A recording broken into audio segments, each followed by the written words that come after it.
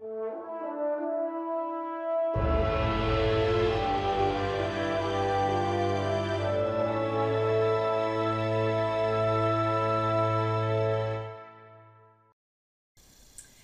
podcast is on the general strike of 1926.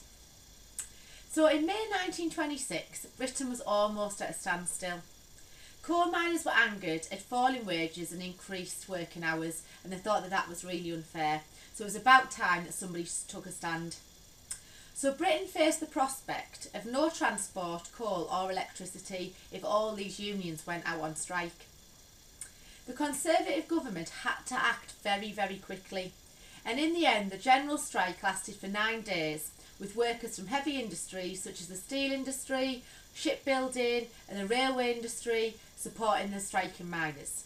So it wasn't just one union that went out, it was called the Trade Union Congress, because what that means is a lot of unions together going out on strike. Now this was really worrying for the government, because if all of these people go out on strike, there'll be problems in terms of who's going to do any of this work. So where did it all start from then? Well, armaments in World War I, having to make munitions, meant that industry had absolutely boomed, and all coal mines were nationalised during the First World War. So that was really good news, because the government subsidised them, so that absolutely meant that people would be able to keep their jobs. Workers hoped this would continue after the war, but after the war they went back to being privately owned again, which is worrying for people who are miners, because if the owner decides to sell the mine, then they'll lose the job. So after 1918, I'm not going to lie, the future looked bleak for the coal mining industry. It really, really did. So the people who were in charge of the coal mines had a decision to make. Close down inefficient mines or introduce new automatic machinery. Had to be one of those things. So in terms of it, British mines seemed to be completely the pits, because foreign competition and a lack of modern technology meant we were falling behind lots of other countries in terms of coal production, which was a problem. And at some point the coal production obviously would come to an end, you know, it would become outdated, but certainly they didn't want that to be happening at the start of the 1900s. So what happened was, in 1921, you need to know about this for a bit of context, there was something called Black Friday on the 15th of April 1921. And mine owners announced an extension of the working day along with a drop in wages. Then the mine owners went out on strike because they weren't happy.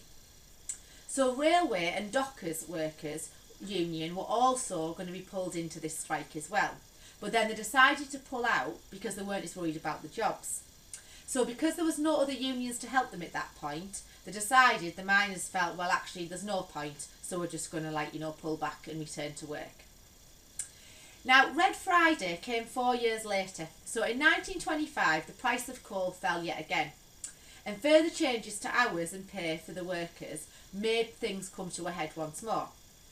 So the Prime Minister, Stanley Baldwin, a Conservative Prime Minister, knew that the other unions would support the miners this time. They hadn't last time, but they would support them this time. So he was really worried about some sort of revolution from the workers. So what he said that the government would find the money to subsidise the coal mining industry. So the Samuels Commission came to an agreement between the miners and the mine owners. So everything looked like it was going absolutely fine. And in April 1926, though, unfortunately, about a year later, Baldwin's money to subsidise the coal mining industry ran out. So on the 1st of May, the workers decided that they were going to strike, and on the 3rd of May, the first general strike ever in Britain began. And it's known as the general strike because it was workers in general. It wasn't just one union that went out. It wasn't just the coal miners. It was also other unions as well. So keep remembering, the TUC is the Trade Union Congress, because there was a few unions that went out on strike. So what did the government do then? Well, Churchill, who was helping write a newspaper for the government, he was saying that these people who were going on strike were like communists, and there was they were no better than the communists that tried to overthrow the government in other places, like Russia and things. So basically they were fueling the fear of this strike. They also, though, called in university students and the army to do the work, to try and ensure that obviously Britain didn't come to a standstill. There were these people who were there, able to, do the work. And the government had been planning for this for 9 months, so they were much, much better prepared than really the TUC were. And in terms of it as well, you know, they did, you know, make sure that it was quite militant action by the government. They weren't just going to sit back and accept, all right, well, you know, this is what's happening. They wanted to try and, you know, make this general strike as, you know, sort of short as they possibly could. So on the other side of things, what were the TUC doing? What were the unions doing? Well, they also wrote a paper and they explained about, you know, why they were going on strike, because of low wages and longer working hours for poor wages. So they tried to explain it that way. And they also, the unions told the strikers to make sure that they weren't violent, that they stayed peaceful. But unfortunately, that just didn't happen. I'd be lying if I said it did. A lot of them did get quite militant and violent. They picketed all over the country, so if you worked in a coal mine in Durham, you might go somewhere down to Nottingham to picket. You might even picket, you know, for one of the other unions that had gone out on strike. So they wanted to show solidarity.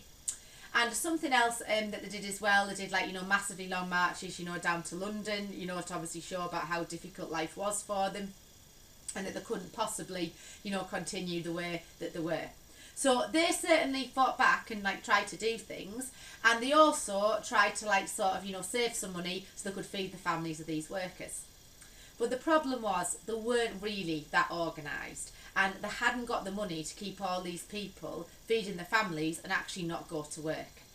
So after all this, the general strike only lasted for 9 days. Well, this had a huge impact on the unions. So after 9 days, on the 12th of May, the strike ended with the TUC deciding to negotiate with the government. They finally accepted the findings of the Samuel Commission, and the TUC had run out of money, okay, and could not afford to continue with the strike. So the government had been preparing, as I said before, for 9 months for this, and violent action of some of the strikers had basically turned public opinion against them. They were just like, what are they doing? So public opinion turned against them. Other industries, though, went back earlier than the miners did. So the miners don't go back probably till November, but a lot of the other unions and the workers went back much sooner. So really, when the miners returned to work and the other workers, they still went back for low wages and, you know, poor working hours. So in terms of that, nothing had been achieved.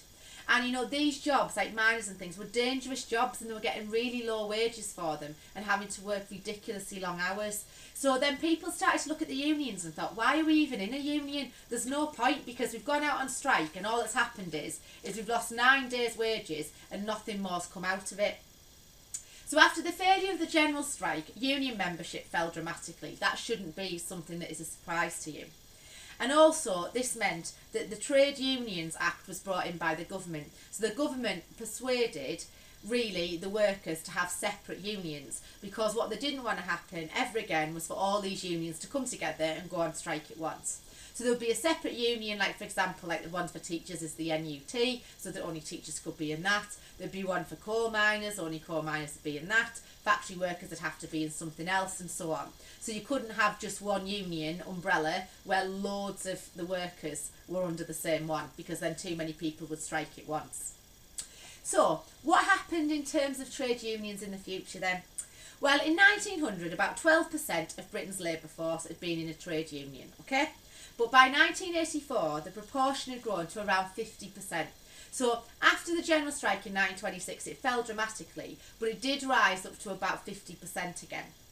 Now, in the 1980s, there were so many strikes, it got known as the British disease, and to be honest, we became a bit of a laughing stock, not just in Britain, but also, you know, across the world. They were like, the British are always on strike.